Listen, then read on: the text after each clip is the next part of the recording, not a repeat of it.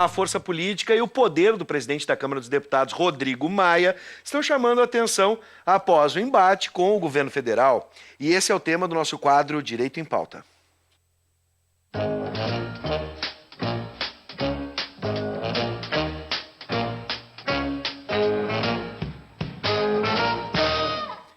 Para aprovar a reforma da Previdência, o presidente Jair Bolsonaro prometeu ampliar o diálogo com a Câmara. Em quase 3 meses, Bolsonaro acabou entrando numa disputa aberta com o presidente da Casa, Rodrigo Maia. Maia é o responsável por ditar o ritmo de trabalho dos deputados. Embates semelhantes entre a ex-presidente Dilma Rousseff e Eduardo Cunha também ocorreram no parlamento, você lembra? Sobre quais são as funções do presidente da Câmara, nós vamos conversar agora com o especialista em direito eleitoral e político, Ângelo Soares Castilho. Boa tarde, boa noite, seja bem-vindo. Tudo bem, Ângelo? Tudo ótimo. Bom, vamos tentar entender, né, diante de tudo que a gente tem escutado, embate público entre os dois, bota microfone num, bota microfone no outro. Diante destes presidentes da Câmara tão protagonistas no cenário político brasileiro, o que diz a lei sobre o que é a função do presidente da Câmara dos Deputados? A gente chega a pensar, às vezes, quem é o presidente do Brasil, tamanho é o poder do presidente da Câmara para ditar as regras que vão, por exemplo, fazer uma reforma. Sim. Na verdade, a legislação ela é bem aberta sobre o tema, né? E justamente a Constituição não tem nenhuma previsão sobre as funções do presidente da Câmara, especificamente, né? Só as funções do Congresso, da Câmara e do Senado em si. E ficou a cargo dos regimentos internos determinar essas funções. Então, se a gente faz uma leitura do regimento interno da Câmara, né, o presidente tem funções em todas as áreas que se possa imaginar dentro da Câmara dos Deputados. Por isso ele tem tanta força, porque realmente as atribuições dele contemplam praticamente todas as atividades da Câmara. Sim, ele que, por exemplo, diz o que vai ser votado? Sim, ele dá o ritmo da pauta, né, ele pode... quais são as deliberações da semana, ou do mês, ou do ano. Claro, existem acordos de líderes, existem, né, reuniões com a mesa diretora, enfim, alguns compromissos, né, que... Eu quero entender, por exemplo, se isso, por exemplo, reuniões de líderes, é uma pressão. É uma pressão. Mas quem dá a caneta final, por mais pressionado que seja, é o presidente? Com certeza. Com certeza. Claro, o presidente ele tem a pressão que vem do executivo e a pressão interna dos seus próprios pares. E até mesmo da opinião pública. E até mesmo da opinião pública. Sim. Né? E, claro, que ele precisa conciliar essas pressões e o desejo dele, porque, por exemplo, daqui a pouco tem uma nova eleição para a presidência da Câmara dos Deputados. Né? Claro, no caso, o Rodrigo Maia foi recém-eleito. Mas daqui a 2 anos temos mais uma. Sim. Né? Enfim, e aí ele tem seu interesse lá na frente, como todos os outros têm. Né? Bom, estou tentando pensar agora o seguinte, por exemplo, na tua visão, esse excesso de exposição e poderes do presidente da Câmara pode fazer com que ocorra atropelos no regimento da Câmara, de certa forma? Muitos falavam que Eduardo Cunha dominava o regimento como ninguém e sabia, com as suas artimanhas, fazer coisas andarem mais rápido ou nem andarem. Agora, também fico pensando, se essa pressão da opinião pública, dos líderes de bancada, dos deputados, do executivo, existe algum mecanismo que possa, de alguma forma, travar esse poder? Ou até mesmo, tanto se fala em impeachment toda hora, parece que virou algo culturalmente bem aceito e frequente no Brasil. Existe um mecanismo que possa empichar o presidente da Câmara dos Deputados? Bom, objetivamente, sim. Existe a previsão na Lei 1079, né, de 1950, sobre os crimes de responsabilidade que ensejam impeachment, e um dos sujeitos que podem cometer esse crime de responsabilidade né, são os parlamentares, Sim. Tanto os senadores quanto deputados. E, claro, o presidente da Câmara também. Na prática já é um pouco mais difícil, porque é um trâmite que nós vimos em 2016 e se viu em 92, é um trâmite que não é simplesinho, que ele tem todo um ritmo, toda uma... E, então, na prática, realmente eu não vislumbro esse tipo de... Tem, mas ninguém sabe nem como começar o E como as normas processo. são muito abertas, né, então, por exemplo, o Supremo Tribunal Federal ele tem uma prática da jurisprudência de limitar a interferência dentro de outros poderes, Sim. né, de certo modo. Então, qual é a diretriz que o Supremo segue? Ele, diante de inobservância da Constituição, o Supremo intervém. Como nós temos uma parte muito concreta, né, então são atos muito detalhados, Sim. não estão na Constituição. Mas, por exemplo, atropelos no regimento, ou até mesmo, de uma certa forma, um autoritarismo por parte do presidente, teoricamente não existe mecanismo para coibir isso? Assim... Explicitamente? Explicitamente, pelo judiciário, por exemplo, uma interferência externa, não. Realmente são as pressões internas que são mais efetivas nesse caso. No caso, hoje, a gente está falando do presidente da Câmara dos Deputados, não do Senado. Que regalias o presidente da Câmara tem? São os mesmos privilégios, por exemplo, do presidente do Senado? Sim, a Câmara dos Deputados e o Senado, eles normalmente funcionam em simetria. Né? O que um adota, o outro adota, os benefícios que um adota, o outro adota. Então, eles têm gabinete, assessorias, carro oficial, né, residência, né, todas essas... Que, na verdade, praticamente todos os deputados têm, todos os senadores têm também. Sim, né, claro. Não é uma coisa exclusiva deles. Claro que eles acabam tendo equipes maiores, né, acabam tendo algum tipo de mais compromissos, né, eles representam a casa em eventos externos, coisas assim. Sim. Então, eles acabam tendo um staff um pouco maior. Mas, em regra, todos os membros têm. Sim. Não digo um privilégio, mas uma forma diferenciada de se encarar o presidente da Câmara é referente à linha de sucessão. Por exemplo, o presidente viaja, o vice-presidente, aí tem o presidente do Senado. O presidente da Câmara pode assumir a presidência da República? O que diz a Constituição nesse sentido? Existe alguma possibilidade? Sim. Então, a vocação sucessória colocada na Constituição coloca, depois do vice-presidente da República, o presidente da Câmara como primeiro na linha sucessória. Não é nem o presidente do Senado, o presidente da Câmara dos Deputados. Não, é curioso, o presidente do Senado é o presidente do Congresso Nacional. Sim. Mas na linha de sucessão, o primeiro que vem é o presidente da Câmara. Então seria hoje, Bolsonaro, Mourão e Maia.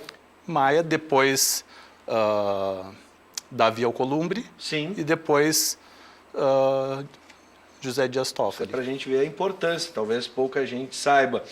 Essa relação entre Planalto e Câmara, personificando as instituições nas figuras, né? Maia e Bolsonaro, ou melhor, Bolsonaro e Maia, faz a gente esquecer que também é eleita uma mesa diretora. Qual é a função destes deputados que compõem a mesa? Bom, hoje a gente realmente fala pouco da mesa diretora. E realmente é porque ela funciona pouco na prática, né? Hoje o que se tem são representações proporcionais, né? Os partidos querem espaço na mesa diretora, mas ao fim e ao cabo, né, a mesa diretora se reúne com o presidente, enfim, pode fazer reivindicações, pode tomar algumas iniciativas, mas ao fim e ao cabo as decisões são todas do presidente. Bom, eles podem pressionar. Podem pressionar, podem solicitar, podem Sim. tomar uma iniciativa, né, de vamos fazer, vamos... Né, mas realmente as decisões concretas são do presidente. E ele não atua diretamente na composição dessa mesa? Sim, ele atua diretamente na composição, mas dentro da vivência do Congresso Nacional se vê bem que o presidente é o protagonista e a mesa funciona às vezes mais como um espaço de pluralidade de partidos, Sim. um espaço de poder dentro do Congresso, né, que realmente um centro de decisões. É mais uma representação mesmo, né, da configuração do Congresso do que propriamente um instrumento que vai trabalhar junto com ele para decidir as pautas, entre outras Muitas coisas. vezes a gente vê os congressistas discursando em sessões que não são deliberativas, né? E aí ele está discursando para o plenário vazio, enfim, toda essa... Então, essas sessões normalmente são presididas por um dos membros da mesa. Então, é bem curioso. Chega, por vezes, a gente vê uma sessão em que tem o parlamentar que discursa e o parlamentar que preside. Estão no plenário. E o de resto, né, vazio. Só quem está olhando na TV. Na TV Câmara vai conseguir entender. Bom, e nas comissões? A influência direta, porque a gente sabe que qualquer projeto vai ter que passar primeiro pela comissão para chegar, por exemplo, na reforma, que tanto se fala. Passa para a comissão e depois vai. Ele também atua diretamente com essas comissões? Sim, no caso, a presidência das casas faz, inclusive, a escolha dos membros das comissões. Uhum. E ele pode também alterar essa configuração no meio do processo. A gente vê, tira de um relator, bota para outro, recompõe a mesa. Não é o comum. Não é o comum. Não é o comum. Beleza. Agora vamos tentar entender, agora com articulação para votar a tal, todo mundo fala da PEC, da Previdência, a Câmara tem se tornado protagonista no noticiário. Isso acaba distanciando do público qual a função, por exemplo, do Senado para o país. Essa questão, na tua avaliação, ainda confunde a cabeça das pessoas, né, sobre, especialmente, como se dá esse procedimento, porque para muita gente, por que não votam de uma vez? Uhum. Né? Todo esse rito ainda é um mistério na cabeça das pessoas e se faz muita questão de deixar isso claro para as pessoas? Na verdade, assim, simples não é. Para quem é do universo do direito e até do direito político, da ciência política, é mais fácil porque está na rotina, assim, saber que é uma proposta de emenda constitucional, né, a PEC, a famosa PEC, ela precisa ter 2 votações em cada casa do Congresso, né, e cada uma das votações tem que ser por 3/5. O quórum é bem qualificado, tipo, é um quórum alto, 60% dos membros de cada casa precisa aprovar 2 vezes cada um. Né? Então, hoje está se falando na Câmara porque o processo dessa proposta começou na Câmara. Né? Então, a Câmara vai fazer todo um debate, a instalação da comissão, aí vão debater. É um tema espinhoso, então, naturalmente, é um tema demorado. E aí tem que se fazer a votação. O governo e os próprios articuladores da Câmara precisam ter certeza que vai passar para colocar em pauta. Então, isso pode demorar um pouco para ter essa certeza que vai passar. Sim. Aí, depois de passar do primeiro turno, precisa ter certeza que vai passar no segundo. Então, pode ser que isso enseje mais negociações, mais alguma espera, enfim, para passar o segundo turno. Para, então, depois disso, a presidência, a mesa diretora da Câmara, fazer o envio para o Senado. Sim. E esse processo repete no Senado. E aí, o presidente do Senado promulga a emenda à Constituição. Bom, para fechar, eu quero agora a tua experiência e uma análise rápida.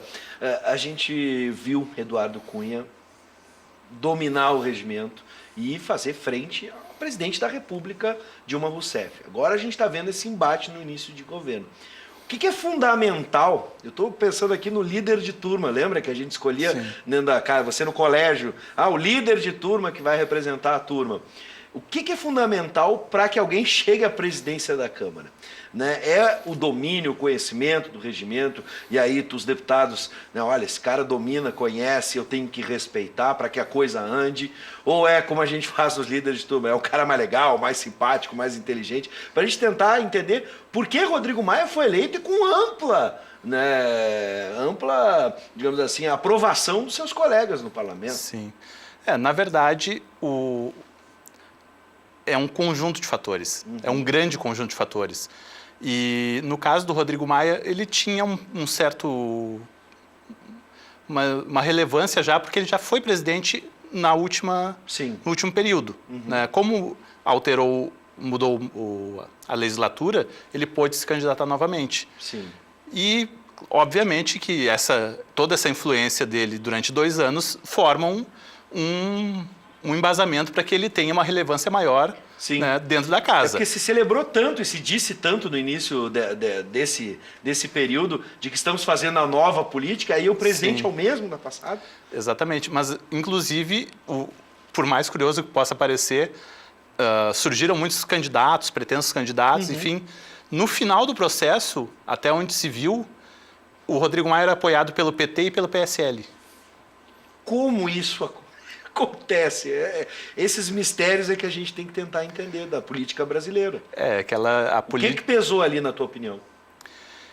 Eu acho que pesou, por um lado, o apoio do Partido Democratas para o governo. Então, o governo pendeu, né, o governo tinha preferência por outro nome, que eu não me recordo agora, mas acabou pendendo para a posição do Rodrigo Maia Sim. né, por causa do apoio do Democratas. E acredito que o PT, por exemplo, e outros partidos mais à esquerda também foram para a figura dele. Primeiro, porque já havia experiência de 2 anos dele na presidência, né, que ele conduziu dentro de uma normalidade. E depois, talvez, para evitar justamente uma vitória de alguém que fosse mais governista que o Rodrigo Maia. Sim. Então, acaba convergindo, né, um partido que não tem nada a ver com o outro, eles acabam convergindo. Bom, é difícil, né? Pois é, essa é a política brasileira. E a gente precisa de especialistas para nos ajudar a entender. Ângelo Soares Castilho, seja sempre bem-vindo e que a gente possa... Eu sei que não, a gente vai se encontrar de novo, porque em uma aula fica difícil ainda de entender todo esse processo. Até o nosso próximo encontro. Então, eu que agradeço a oportunidade de estar aqui, né, contigo, com todos os nossos espectadores, e uma boa noite a todos.